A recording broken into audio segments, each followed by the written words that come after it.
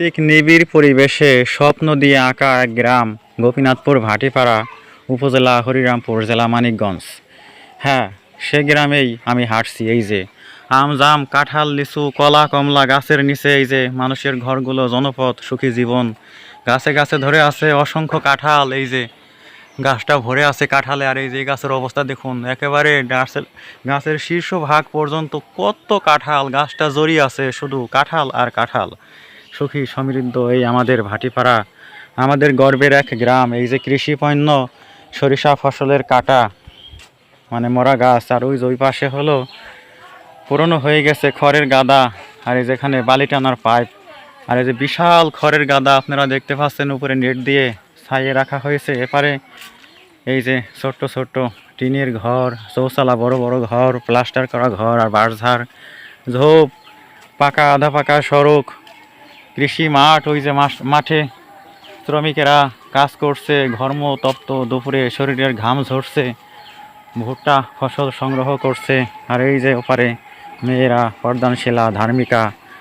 আর এই যেদিকে অলস দুপুরের পরে বিকালের হালকা ঠান্ডা পরিবেশে মানুষেরা কর্মচঞ্চল অবস্থায় দিন কাটাচ্ছে। কেউ বা আবার বাড়িতে বসে বসে রেস্ট নিচ্ছে, কেউ বা আবার শুয়ে আছে।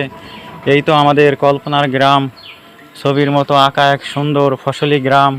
এখানে মানুষ কেউ রিক্সা চালক, কেউ বাস ড্রাইভার, কেউ শিক্ষক, কেউ বা ডাক্তার, কেউ বা নার্স, কেউ বা ব্যবসায়ী, কেউ বা কৃষক। এই তো আমাদের গ্রামীণ জীবন।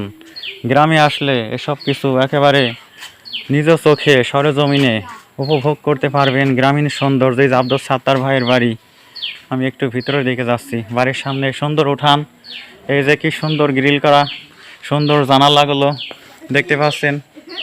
ভাই সম্ভবত বাসা আছেন কিনা জানি না।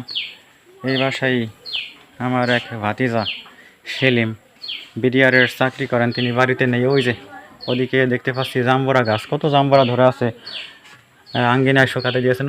ওই যে এক পাশে, ঘরের এক পাশে আমরা দেখতে পাচ্ছি শুকনো মরিচ লাল টকটক করছে। ক্ষেতের শুকনো মরিচ তুলে এনে এভাবে শুকিয়ে শুকিয়ে প্রসেস করে সংরক্ষণ করে পরে মেশিনে ভেঙে গুঁড়ো করে মশলার চাহিদা পূরণ করা হবে। হলুদ, আদা, পেঁয়াজ, রসুন, মরিচ, এ সমস্ত কৃষি পণ্যের আমাদের এই ভাটিপাড়া গ্রাম।